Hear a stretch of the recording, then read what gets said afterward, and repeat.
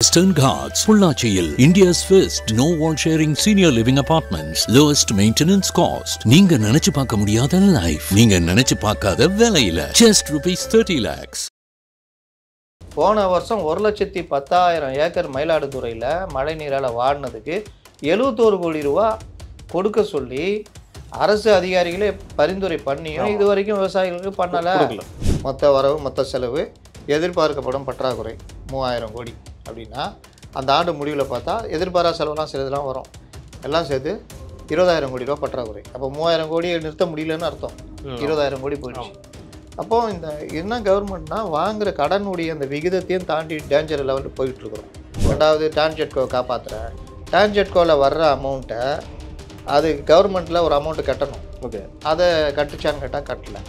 இந்த மாதிரி அந்த இதுக்கான செலவினங்கள் மத்திய அரசு நிதி கொடுக்கலன்றாங்க. மத்திய அரசு கொடுத்த சில நிதியை பயன்படுத்தாமே இவர்கள் வச்சுருக்காங்கன்ற குற்றச்சாட்டும் சிஏஜி அறிக்கையில் வருது. 20 வருஷத்துக்கு முன்னாடி இருந்து இளைஞர் சமுதாயம் அப்போத்திலேருந்து இன்னை வரைக்கும் ஒரு பெரிய குடிகார சமுதாயத்தை நம்ம உருவாக்கிட்டோம். இன்றைக்கி 40 வயசில் இருக்கிறவன் 15 வயசில் குடிகாரம். நீங்கள் 40-45 வயசில் முடங்கி போய் கிடக்குறான், வேலைக்கு போக முடியல, எந்த எடுத்து கஷ்டப்பட்டு செய்கிற வேலையை செய்ய முடியல. வாரத்தில் ஒரு நாள் சந்தோஷம் குடிச்சு போறியா போ, அது கொஞ்சம் மாட்டினா 10,000 ரூபா, அதுக்கு என்னென்னா பயந்து தெருக்குள்ளே பூந்து சந்துக்குள்ளே பூந்து தேவையா? மதுவுக்கு எதிராக எந்த வித பிரச்சாரமும் இல்லை. பழைய ஜாதி பிரச்சனையை தூக்கிட்டு வந்து படம் எடுக்கிறாங்களே தவிர மதுவுக்கு எதிராக தீமைகளை பற்றி எந்த கவலையும் கிடையாது.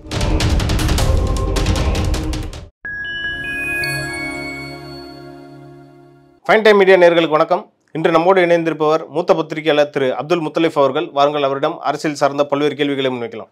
வணக்கம் சார். வணக்கம் சார். இந்த காவிரி டெல்டா பகுதிகளில் கனமழை பெஞ்சிருக்கு, அங்கே உள்ள பயிர்கள்லாம் நாசமாக இருக்கிறதா பாமக தலைவர் திரு அன்புமணி ராமதாஸ் ஒரு குற்றம் சாட்டியிருக்காரு. அதை பற்றி ஒரு அறிக்கையே வெளியிட்டிருக்காரு, அதை பார்த்தீங்களா சார்? இன்னைக்கு கூட 2 லட்சம் ஏக்கர் மழையில் இதாக இருக்குது.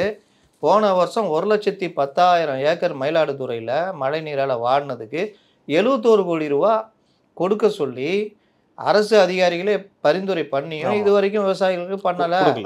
இப்போ இது 2 லட்சம் ஏக்கரு ஏற்கனவே கொள்முதல் பண்ணப்பட்ட நெல் குவிஞ்சி கிடந்து அதை கொள்முதல் பண்ணாமல் மழை நீரில் பாதிச்சு அதில் வேற துடிச்சிக்கிட்டு இருக்கிறான் விவசாயி. இப்படி கடனாளி ஆனானா அவனை இந்த மாதிரி நிதி கொடுத்தீங்கன்னா தான் அவன் கொஞ்சமாவது பிழைக்க முடியும். கடனாளி ஆனால்தான் தற்கொலை நடக்குது, கொஞ்சம் விரைந்து முடிவெடுங்கன்றாரு. நல்ல இதையாவது நீங்கள் போயிட்டு கேட்கணும், இதில் என்ன தப்பு இருக்குது ரைட்டு இருக்குதுன்னு படிச்சுட்டு போய் கேட்கணும். எவ்வளோ சம்பவங்களான சிஏஜி அறிக்கை வந்திருக்குது. ஆமாம், ஒரு மாநிலம் எப்படி இருக்கக்கூடாதுன்றதுக்கு பல உதாரணங்கள் சிஏஜி அறிக்கையில் வந்துடுச்சு. கிட்டத்தட்ட திவால் அவர் ஸ்டேஜில் இருக்கா சார்? கிட்டத்தட்ட அதுதான். நீ வருவாய் பற்றாக்குறை, எனக்கு என்னென்னு வருவாய் பற்றாக்குறை போய்கிட்டு இருக்குது. ஒரு மாநிலத்துடைய கடன் வாங்குகிற விகிதம் 29.1%. ஆமாம், அதான் நம்முடைய உற்பத்தி சார்ந்து நமக்கு எவ்வளோ தாங்கும் திறன். சிம்பிளாக சொல்லணும்னா இப்போ நீங்கள் லோன் வாங்குறதுக்கும் நான் லோன் வாங்குறதுக்கும் வித்தியாசம் இருக்குது. இப்போ நீங்கள் ஒரு கம்பெனியில் வேலை செய்கிறீங்க, ஒரு ஹவுசிங் லோன் வாங்குறீங்கன்னா உங்கள் வயசுன்னா 30 வயசுக்கு உங்களால் ஒரு 25 வருஷம் நீங்கள் வேலை செய்ய முடியும். அப்போது 25 வருஷத்துக்கு உங்களுக்கு லோன் தருவான். எனக்கு 55. அப்போ என்ன பண்ணுவான், உனக்கு என்ன லோனு போட்டுன்னு போயிட்டுனா எவன் பொறுப்பு எடுத்துக்கிறது? அப்போ லோனுடைய இது குறையும். இப்போ அந்த தெரியுதா அந்த வித்தியாசம்? சேம் இதே தான். ஒரு கவர்மெண்ட்டுக்கு இது ஒரு பார்ட்டு. இன்னொரு பார்ட்டு, நீங்கள் எங்கே வேலை செய்கிறீங்க. இப்போ கடன் அட்டை தரான், கிரெடிட் கார்டு. நீங்கள் சாதாரண தொழில் பண்ணியிருந்தீங்கன்னா உங்கள்கிட்ட பேசுவான், சார் கிரெடிட் கார்டு என்ன பண்ணுறீங்க சார்? நான் காய்கறி கடை வச்சுக்கிறேன் சார். சரி சார், வேறு யாராக இருந்தால் சொல்லுங்கள் சார், நம்மள்கிட்டயே வேறு யாருன்னு நான் அவன்கிட்ட சொல்லணுமா அப்படின்னா ஆமாம். இதே நீங்கள் ஒரு பேங்க்லேயோ இல்லை ஏதாவது ஒரு மாத சம்பளம் என்னதுன்னா தேடி கிரெடிட் கார்டு கொடுப்பான். ஏன்? உங்களுக்கு அந்த தகுதி இருந்தால் உங்களை கடனாளி ஆகிறதுக்கு கிரெடிட் கார்டு கொடுப்பான், அவனே தள்ளிடுவான். அப்போது கவர்மெண்ட்டு ஓரளவுக்கு வருமானம் அந்த எவ்வளோ அவங்களுக்கு ஆண்டு இது தெரியும், அதற்கு ஏற்ற மாதிரி தான் கடன் வாங்குகிற சக்திக்கும் மத்திய அரசு அனுமதிக்கும். அதை தாண்டி வாங்க முடியாது. கடன் வாங்கி தான் மூல செலவே பண்ணுறாங்க, அதை தாண்டி வாங்க முடியாது. போன கவர்மெண்ட்டில் 24.5% இருந்தது. ஓகே, அதாவது 31%, 30% வரைக்கும் நம்ம வாங்கலாம். ரெட்டு எல்லை. ஓகே, 24% வரைக்கும் அவங்க குறைச்சி வச்சுருந்தாங்க. அவ்வளோதான் கடன் வைக்கிதவங்க. இன்றைக்கி 30னா 29 நிற்கிறாங்க. அவங்க இன்னும் 1% தான் அந்த ரெண்டு தொடர்றதுக்கு. அந்த அளவுக்கு வருவாய் பற்றாக்குறை, கடன் நம்பி தான் இருக்காங்க. சரி, கடன் வாங்கி மூலதனத்துக்கு இப்போ உத்தரப்பிரதேசம் வருவாய் உபரி உபரி ஆமா. தொகை ஈட்டி அதிலிருந்து மாதிரி கடன் வாங்குறதையும் சேர்த்து மூலதனத்துக்கு முதலீடு. அப்போ என்ன ஆகும்னா அதில் வர வருமானம் இதாகும். இதுக்கு நான் சிம்பிளாக சொல்கிறேன். நீங்கள் உங்களுக்கு வருமானம் வருது, மாதம் 1,00,000 ரூபா சம்பாதிக்கிறீங்க, வீட்டுக்கு 80,000 ரூபா செலவாகுது, 20,000 ரூபா நீங்கள் மிச்சப்படுத்துறீங்க. இதுக்கு பேர் உபரி. ஆமாம். நீங்கள் பேங்க்கில் ஒரு லோன் வாங்குறீங்க, வாங்கி உங்கள் தொழில் இல்லாமல் ஒரு வாடகை ஒரு வேன் ஒன்று வாங்க, அத்தியாவசிய செலவு. ஒரு வேன் ஒன்று வாங்குறீங்க. அந்த வேன் ஒரு 4,00,000 ரூபா 5,00,000 ரூபா நீங்கள் அதுக்கு லோனுக்கு கட்ட போகிறீங்க. அந்த வேன் வருமானமும் வரும். ஆமாம். மூலதனத்தில் நீங்கள் முதலீடு பண்ணுறீங்க, ஆமாம். வேனில் வருமானம் வரும். உங்களது 20,000 ரூபா மாதம் மிச்சம் ஆகுது. இதை வச்சு அந்த கடனை நீங்கள் அடைச்சிடலாம். ஓகே. இல்லை ஹவுசிங் லோனு, ஒரு வீடை கட்டி நீங்கள் ஏற்கனவே நீங்கள் ஒரு வீட்டில் இருக்கீங்க, சொந்த வீடுன்னு வச்சிங்களேன், சம்பாதிக்கிறீங்க, ஒரு 20,000 ரூபா மிச்சம் ஆகுது உபரி. இன்னொரு வீடு, அதுக்கு ஹவுசிங் லோனு, அதை வாடகை விட்டு அதில் வர வாடகை ப்ளஸ் நம்ம இது சேர்த்து அதை அடைச்சிட்டா அந்த வீடு நமக்கு. இது மூலதனம். இன்னும் கேட்டால் நம்முடைய இதை வச்சுக்கிட்டு இப்போ ஒரு வீட்டில் 4 பிள்ளைங்க இருக்குது, 4 பேர் முதலீடு போட்டு வருமானம் ஒரு கையில் காசு எடுத்து வைக்கிற மாதிரி இருக்கும், அதெல்லாம் போட்டு ஒரு கடை தொடங்கி அதில் இதுனா அதுவும் இம்ப்ரூவ்மெண்ட்டு இவங்க சம்பாதிக்கிறதுன்னு குடும்பம் அப்படி போகும். இங்கே கவர்மெண்ட்டும் அது மாதிரி தான். ஒரு வருமானம், அந்த வருவாய் ஈட்டி வேறு ஒரு விஷயங்களில் முதலீடு பண்ணி அதுலேருந்து வர்ற வருமானம் அதை வச்சு வாங்கின கடனுக்கு வட்டி, கடன் அடைக்கிறது, ப்ளஸ்ஸு பட்ஜெட்டை பற்றாக்குறை இல்லாத பட்ஜெட்டாக போடுறது, சரியான திட்டமிடல், செலவின. ஆமாம், திட்டமிடல் தான் எல்லாத்துக்கும். வாழ்க்கையே திட்டமிடல் தானே. இப்போ நீங்கள் தேர்தலுக்கு திட்டமிடுறீங்கல்ல, நீ கூப்பிட்டதுக்கு மாவட்ட இது கூட்டம் போடுறீங்க, திட்டமிடல் தானே. அந்த மாதிரி அரசை நடத்துவதற்கும் திட்டமிடல். என்ன ஜோக்குன்னா, பொருளாதார மேதைகள், உலக பொருளாதார மேதை தான் கேட்கணும்னு நினச்சேன். அதாவது நோபல் பரிசு வாங்கினவங்க சார் பிடிஆர் பழனிவேல் தியாகராஜனே தொடர விட்டுருக்குல்ல, என்ன சார் பிரச்சனை இருக்கு? வாய் விட்டார்ல, அதனால் அவர் கிடையாது. அப்போ அவங்களுக்கு தனிப்பட்ட பிரச்சனை தான் முக்கியம். எங்களுக்கு கவலை இல்லைங்க, எங்களுக்கு கரெக்டாக இருக்கணும், அவ்வளோதான். இப்போ என்ன ஆயிடுச்சு, பிடிஆர் ஓரளவுக்கு பற்றாக்குறை இல்லாத பட்ஜெட்டாக. ஆமாம், இது பற்றாக்குறை பட்ஜெட்னா நிர்ணயிக்கப்பட்ட பற்றாக்குறைன்னு ஒன்று இருக்கும், அது பட்ஜெட்லேயே போடுவாங்க.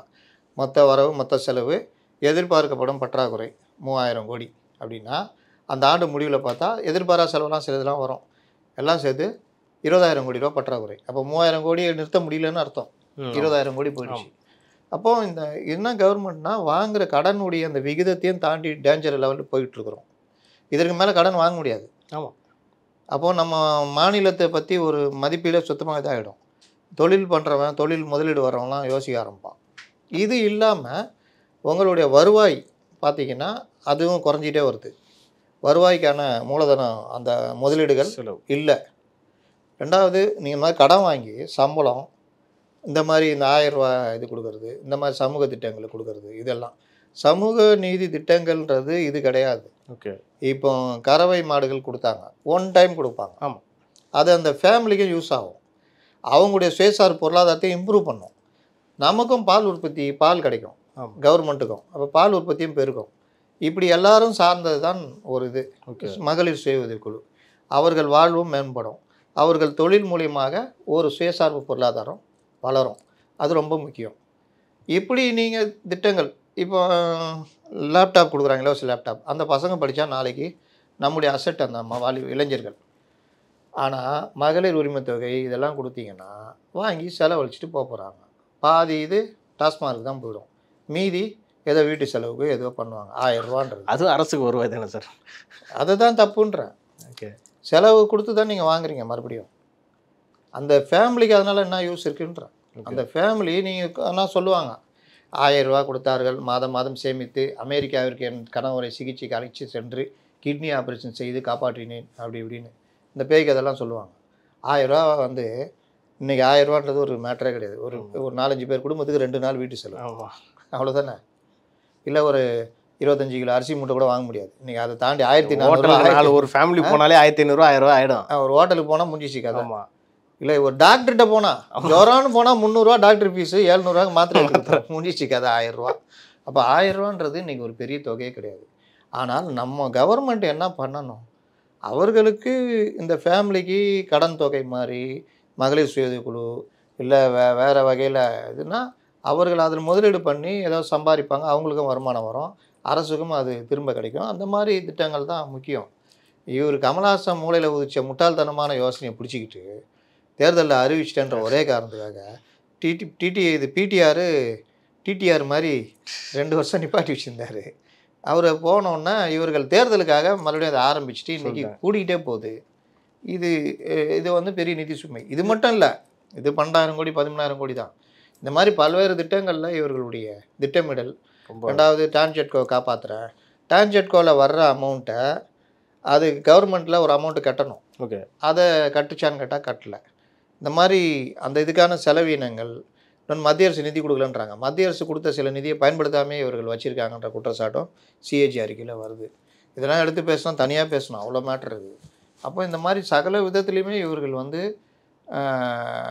அதாவது ஒரு சாதாரணமாக ஒரு குடும்பம் நல்லா மாறும் அப்படின்னா வரவை அதிகரிக்க வேலை பண்ணணும், இல்லாட்டி வரவை பற்றாக்குறை இல்லாமல் செலவு பண்ணணும், முடிந்தால் சேமிக்கணும். கூடுதலாக வரவு எங்கேயாவது வர வைக்க முடியுமான்னு பார்க்கணும். நீங்கள் வந்து ஒரு 25,000 சம்பளம் இருக்குது, 25,000 சம்பளத்தில் வாழ முடியாதுன்னா பண்ணலாம். ஒரு 2-3 இதுக்கு ஃப்ரீலான்ஸாக ஸ்கிரிப்ட் எழுதி கொடுப்போமா, அதில் ஒரு 10,000 வந்துச்சுன்னா அது இப்படி யோசிக்கிறது. வரவுக்கு பிளான் பண்ணுறது. 25,000 வாங்கி 15,000 குடிச்சே தீர்த்துட்டா கையில் 25,000 செலவு இருக்கும். ஆமாம், 15,000 குடிச்சிட்டா 25,000 15,000 கடன் வாங்க வேண்டியது இருக்கும். ஆமாம்.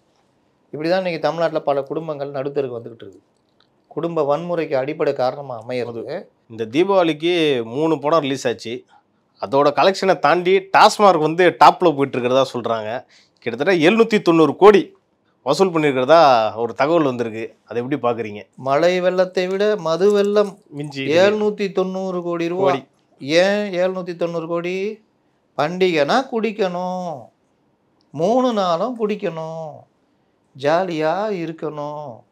இப்படி இல்லைன்னா அது பண்டிகையே இல்லை.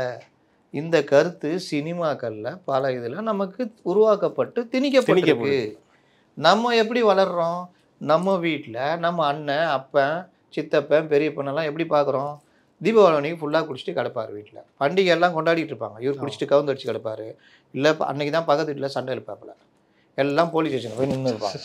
இருக்கிற சேமிப்பையும் அங்கே கொடுத்துட்டு இங்கே கௌரவம் பார்த்துட்டு அங்கே 2 அரை விடுவாப்பில் ஏட்டையா வாங்கின்னு கம்முன்னு நிற்பாப்பில். பொண்டாட்டி பிள்ளைங்க அதில் வேஷ்டியாக ஊற்றிட்டு அண்டராரோடு நிற்க வச்சுருப்பாங்க, கம்முன்னு நின்றுட்டுப்பாங்க. நம்ம வீட்டு பொண்டாட்டி பிள்ளைங்க அங்கே மன்னிப்பு கேட்டு நின்றுட்டு கெஞ்சிக்கிட்டு இருக்கோம். அதெல்லாம் பார்த்துக்கிட்டு நிற்பாப்பில். ஏன்? மது, போதை. மறுநாள் வந்து இதெல்லாம் திருந்திட்டேன் விட்டுட்டேன்னு சொல்லுவாங்களா? மாட்டாங்க. நம்ம வீட்டு பெண்கள் எக்ஸ்ட்ரா அந்த குடும்பத்தை இது காப்பாற்றுறதுக்காக ஏதோ நாங்கள் தங்களால் முடிஞ்ச ஏதோ ஒரு இட்லி கடை, காய்கறி கடை, இல்லை எங்கேயாவது வேலைக்கு போகிறது, இப்படி போய்கிட்டு இருக்கோம். இவர் குடிச்சிட்டு ஜாலியாக இருப்பார். இதை பார்த்து வளர்கிற வீட்டு பையனும் அடுத்தது ஏன் சினிமாவில் காமிக்கிறான்ல, மச்சான் லவ் விடாதுன்னு எங்கே பேசுகிறாங்க? பேசுகிறதே பாரில் தான் பேசுகிறாங்க. முன்ன குடிச்சு ஹீரோ அழிஞ்சு போனால் தான் குடிப்பான், வில்லன் தான் குடிப்பான். லவ் ஃபெயிலியர் ஹீரோ குடிக்கவே மாட்டான். லவ் ஃபெயிலியரானா குடிப்பான், இல்லை ஒன்றும் இல்லாமல் விளங்காமல் போகிறான்னா குடிப்பான். ஹீரோ வந்து வில்லன் குடிச்சிட்டு இருப்பான், அவனை பெரிய பணக்காரனாக காமிப்பாங்க. இப்போது காதல் பற்றி பேசுகிற இளைஞன் குடிக்கிறான். அவன் குடிச்சுதான் எடுத்து பேசவே ஆரம்பிக்கிறான். மொட்டை மாடியில் உட்காந்து பீர் வச்சுக்கிட்டு பேசிகிட்டு இருக்கிறான். அப்போ மொட்டை மாடியில் பீர் அடிக்கும் போது வீட்டில் இருக்கிறவங்க பார்க்குறாங்களாம். பார்த்துட்டு சைட் கொண்டு வந்து வச்சுட்டு ஏதோ இது கோபமாக இருக்கிற மாதிரி அப்படியே போயிடுவாங்களாம். இப்படிலாம் பார்த்து இப்படிலாம் பழகி பெண்களும் என்னடா நீ தான் குடிப்பியா, நான் குடிக்க மாட்டான்னு. இப்போ அந்த இதில் ஒரு குறிப்பிட்ட சதவீதத்தினர் பெண்களும் மது பழக்கத்துக்கு ஆளாகிற அந்த நிலைமையும் பார்க்குறோம். அது வந்து கேட்டால் ஜெண்டர் ஈக்குவாலிட்டி, ஜெண்டர் ஈக்குவாலிட்டி நான் என்ன பண்ணக்கூடாதா அப்படின்னு கமல்ஹாசன் ஒரு தடவை சொன்னார். ஆணுக்கு இணையாக இருக்கிறேன் அப்படின்றதுல எவ்வளோ துறைகள் இருக்குது, நம்ம போராடணும், உண்மையிலேயே வரவேற்க வேண்டியது. ஆனால் மதுவும் போதையும் வந்து அது ஆண்கள் பண்ணாலும் தப்பு தான். அவனே உடம்பை கெடுத்துக்கிட்டு இருக்கிறான். நீங்கள் உங்களுடைய ஆணாதிக்கத்துக்கு எதிரான இதுன்னு காமிச்சிட்டு நீங்களும் அதே கெட்ட பழத்துக்கு போனீங்கன்னா உங்களுக்கும் இன்னொன்று, ஒரு ஆணை விட ஒரு பெண் மது பழக்கம் இந்த மாதிரி சிகரெட்னா அது பிறகுற குழந்தையே இயற்கையாகவே பாதிக்கும், அடுத்த ஜென்ரேஷனை பாதிக்குது. ஒரு பெண் படித்தால் அந்த குடும்பம் படித்தது மாதிரி, ஒரு பெண் குடித்தால் அந்த குடும்பம் அழிந்தது மாதிரி. ஆனால் இங்கே வந்து இவருக்கு குடிக்கிறதுக்கு பிரச்சனை வருது, இவருக்கு சைட் டிஷ் செஞ்சு வைக்கிறதுக்கு பிரச்சனை வருதுன்னு வீட்லேயும் ஒரு 2 பெக்கு ஊற்றி விட்டுறாப்புல. இது மாதிரியும் பார்க்குறோம். இது எல்லாமே போய் தான் இன்றைக்கி 790 கோடி ரூபா வெக்கப்பட வேண்டிய விஷயம். ஆனால் இன்றைக்கி நடக்குது. யாராவது இது பற்றி எந்த அரசியல் தலைவராவது கண்டித்து இது பற்றி வருத்தப்பட்டு அறிக்கை விட்டுருப்பாங்கன்னு பார்த்தா அதிலும் அன்புமணி ராமதாஸ் தவிர தொடர்ந்து அதை பற்றி தான் அவர் பேசுகிறாரு சார். அவர் எல்லா வருஷமும் பேசுகிறேன். மதுவுக்கு எதிராக பேசுகிற சீமான் போன்றவர்கள் கூட இந்த விஷயத்தில் பத்திரிகையாளர்களே போய் என்னங்க இந்த மாதிரி இருக்குது, இதை பற்றி என்ன நினைக்கிறீங்கன்னா 2 வார்த்தை பேசுவாங்க. இல்லை இவங்களா ஏதாவது அறிக்கை விடணும், எதுவுமே இல்லை. ஒரு இளைஞர் சமுதாயம் இல்லை, ஒரு 20 வருஷத்துக்கு முன்னாடி இருந்து 20 வருஷமா இன்னைக்கு 20 வருஷத்துக்கு முன்னாடி இருந்து இளைஞர் சமுதாயம் அப்பத்தியிலேருந்து இன்னை வரைக்கும் ஒரு பெரிய குடிகார சமுதாயத்தை நம்ம உருவாக்கிட்டோம். இன்னைக்கு 40 வயசில் இருக்கிறவன் 15-20 வயசில் குடிக்க ஆரம்பிச்சு நீங்கள் 40-45 வயசில் முடங்கி போய் கிடக்குறான், வேலைக்கு போக முடியல, எந்த எடுத்து கஷ்டப்பட்டு செய்கிற வேலையை செய்ய முடியல. இன்னொன்று மதுவால் வேலைக்கு போக முடியாமல் லீவு போட்டு அதனால வந்த பிரச்சனை, கடன் வாங்கினது எல்லாம் சேர்ந்து வேலையை விட்டு அனுப்பப்பட்டு தன்னுடைய தகுதியை இழந்து வேற எங்கேயாவது வேலைக்கு போக முடியுமா, இப்படி போய் வாழ்க்கையை தொலைச்சிட்டு நிற்கிறவங்க அதிகம். அப்போ இந்த மாதிரி இதை பார்த்துட்டு அவனுக்கு பையனாக பிறந்தவன் இப்போ 20 வருஷம் முன்னாடி 20 வயசுனா 2005 பிறந்தது, இன்றைக்கி 20 வயசு இருக்கும். ஆமாம், அது 2005 பிறந்ததுலாம் இப்போலாம் பார்த்தீங்கன்னா அப்பா குடிக்கிறான். நீங்கள் ஒரு ஆய்வுன்னா சொல்லுது, பெற்றோர் அப்பா சகோதரர்கள் வீட்டில் குடிக்கிறவங்க இருந்தால் அடுத்து வர தலைமுறையும் அதுக்கு எளிதாக அவர்கள் பழகுவதற்கு வாய்ப்புகள் அதிகம் உண்டு. இப்போ சாதாரணமாக குடிக்காத வீட்டில் இருக்கிறவங்கள குடிக்கிறவங்க வீட்டில் அப்பா எல்லாம் பார்த்து வளர்கிற பையன் மது அருந்துன்றது சாதாரணம். இன்றைக்கி அதனால தான் இவர்கள் திரும்ப திரும்ப இதை ஒரு வியாபாரமாக்கி இந்த சமுதாயம் சீரழியறது, இளைய சமுதாயம் சீரழியதை பற்றி கவலையே போடாமல் உருவாக்கி வச்சுருக்காங்க. நான் என்ன சொல்கிறேன், நீ சோசியல் ட்ரிங்கர் தப்பு இல்லை, ஓகே, குடிக்காதன்னா நம்ம யாரையும் போய் சொல்லிட்டு இருக்க முடியாது. ஆனால் ஒன்றை குடிக்கிற மாதிரி ஏன் பண்ணுற, நீ குடி ஏன் ஒன்றை குடிக்கிற மாதிரி பண்ணுற, வாரத்தில் ஒரு நாள் சந்தோஷம் குடிச்சு போறியா போ, அது கொஞ்சம் மாட்டினா 10,000 ரூபா, அதுக்கு என்னென்னா பயந்து தெருக்குள்ளே பூந்து சந்துக்குள்ளே பூந்து தேவையா? இன்னொன்று அதாடி விபத்துங்க சார், விபத்து, குடும்ப வன்முறை. ஆமாம், நான் சொன்னேனே வருமானம் இருக்காது, குடி இதாக இருக்கும், வீட்டில் ஒரே சண்டை வரும். ஏன்னா அவங்க என்ன பண்ணுவாங்க, நீ குடிச்சிட்டு நீ சம்பளத்தை வாங்கிட்டு வருவேன்னு பார்த்தா நீ பாதியை குடிச்சிட்டு வந்துடுறாங்க, அவங்களுக்கு கோவம் வரும். அப்போ அந்த கோவம் கேட்பாங்க. ஏன்னா அவங்களுக்கு பசங்க மேலே பிரச்சனை இருக்கும்ல, பசங்க வளர்ப்பு, நீ கொடுத்தா தானே அவங்க செலவு பண்ண முடியும். இன்றைக்கி செலவுன்னா சாதாரணமா? ரொம்ப. இன்றைக்கி ஏன் கவர்மெண்ட் ஹாஸ்பிட்டல் ஜனங்க நிற்கிறாங்க, விரும்பியா போய் நிற்கிறாங்க. 102 டிகிரி குழந்தைய ஒருத்தர் தூக்கிட்டு போய் நடராத்திரியில் ஒரு கவர்மெண்ட் ஹாஸ்பிட்டலில் அவனுக்கு சண்டை போடணுன்னு அவசியமா? வருமானம் இல்லை, வருமானம் தான் அவன் ப்ரைவேட் ஸ்கூலில் குழந்தைய கொண்டு போய் ப்ரைவேட் ஹாஸ்பிட்டலில் காமிச்சிட்டு போய்கிட்டே இருப்பான். இல்லாதவர்கள் தான் 80% அவங்க அரசு மருத்துவமனை நாடி வருவாங்க. அங்கே இந்த அலட்சியம், இந்த திமிரு, நீ ரொம்ப பேசுனீங்கன்னா அரசு ஊழியரை பணி செய்ய விடாமல் தடுத்துன்னு அவங்க மேலே கேசப்படுவாங்க. அதுக்கு வேறு அலையணும், போலீஸ் ஸ்டேஷனுக்கு அலையணும், வக்கீலை வச்சு அலையணும். ஒரு சாதாரண குடிமகனாக வாழ்கிறதுன்றது சாதாரண விஷயம் இல்லை. அதெல்லாம் மீறி நீங்கள் போயிருந்தீங்கன்னா உங்களை பின்னாடி இடிச்சிட்டாங்கன்னா திரும்பி பார்த்தீங்கன்னா கொடி இடி இருந்தால் பரவாயில்ல சார், நீ போ, இருந்து நான் சொட்டதான் ஆகிக்குது, நீ இடிச்சு என் காலை கூட உடைக்கலாம், நீ போ சார் அப்படின்ட்டுலாம். முறைச்சி பார்த்தா அடிப்போம். ஒடுக்கப்பட்ட மக்களுக்காக நாங்கள் வந்தோம், ஆனால் முறைத்து பார்த்தால் அடிப்போம் அப்படி. அப்போ இந்த மாதிரி நிலைமை தான் இன்றைக்கி ஜனங்க வாழ வேண்டியிருக்குது. மதுவுக்கு எதிராக எந்த வித பிரச்சாரமும் இல்லை. பழைய ஜாதி பிரச்சனையை தூக்கிட்டு வந்து படம் எடுக்கிறாங்களே தவிர மதுவுக்கு எதிராக தீமைகளை பற்றி எந்த கவலையும் கிடையாது. இல்லை, ஒரு இதெல்லாம் அவுடேட்டட் டாபிக் மாதிரி அடிச்சா மதுவை பற்றி பேசினாலே அது இருக்கதான் போதுன்ற மாதிரி. ஏன்னா அவனும் அடைஞ்சிட்டாங்களா, அவனும் அதில் இருப்பான். இன்னைக்கு ஈவினிங்கே ஒரு பார்ட்டி இருக்குது வந்துருன்னா உயிரை கொடுத்தாவது அங்கே வந்து சேர்ந்துருவான். ஏன்னா ஓசியில் கிடைக்குது இல்லை. அப்போ அந்த மாதிரி நான் எனக்கு தெரிஞ்ச என் நண்பர்கள் 2-3 பேர் இங்கேருந்து பாண்டிச்சேரிக்கு போகிறான், அவன் குடிக்குது போகிறான் ஏதோ ஒருதுக்கு. இவங்க இருக்கிற வேலையை விட்டு போகிறாங்க. நான் கூப்பிட்டு திட்டினேன். 2 குழந்தைகள் இருக்குது, சின்ன சின்ன குழந்தைகள், போறிய அவன் ஓட்டுற காரே வந்து அவன் இங்கே சிட்டிக்குள்ளே தான் ஓட்டியிருக்கான், ஹைவேஸில். இதெல்லாம் ரிஸ்க்கு. எதுக்கு பாண்டிச்சேரியில் போய் குடிக்கிறோம்? ஏதாவது ஒன்று ஆச்சுன்னா யார் இது பண்ணுவா? இந்த மாதிரிலாம் நடந்திருக்குல்ல. ஆமாம், அதை பற்றிலாம் கவலையே கிடையாது. அன்னைக்கு இப்போ என்ன ஆயிடுச்சுன்னா 1, 2, 3வது தலைமுறை இன்றைக்கி மது, கஞ்சா இதுக்கு பதவி இதாகிட்டு இருக்குது. இதனால் தமிழ் வாழணும், மொழியை காக்கணுமா? டே முதல்ல தமிழை பாதுகாக்கிறா, இங்கே இருக்கிற மக்களை பாதுகாக்கிற வழியை பாரு, மொழியை பாதுகாக்கிறான். இங்கிலீஷ் ஆகி போயிடுச்சு தமிழ். மக்களை அவன் இருந்தால் தானே மொழியை பேச முடியும். இன்றைக்கி அவன் அழிஞ்சிக்கிட்டு போய்கிட்டு இருக்கான், மதுவிலையும் அதுலேயும் அழிஞ்சிக்கிட்டு போய்கிட்டு இருக்கிறான். வெக்கப்படணுங்க, 750 கோடி மதனா வெக்கப்படணும். அப்போ இந்த மாதிரி விஷயங்கள் பற்றிலாம் பேசாம அவர்கள் துறை தாண்டி அவர் என்ன சட்டத்துறை அமைச்சர், அவர் நிதி தரலை, பேரிடர் நிதி தரலை. ஏன் இப்போ துண்டு போட்டு வச்சுட்டா நாளைக்கு பார்த்தியா நான் அன்றைக்கே சொன்ன நிதி தரல, அதனால தான் நாங்கள் இல்லாட்டி நாங்கள் வேறு மாதிரி பண்ணியிருப்போம் அப்படின்றது. இதுதான் இன்னைக்கு நடைமுறை. அரசியல் சார்ந்த பல்வேறு கேள்விகளுக்கு நீங்கள் நல்லா பதில் சொன்னீங்க. இது குறித்து அடுத்தடுத்த நிகழ்ச்சிகள் இன்னும் நம்ம டீட்டெயிலாக பேசலாம் சார். நன்றி சார். நன்றி.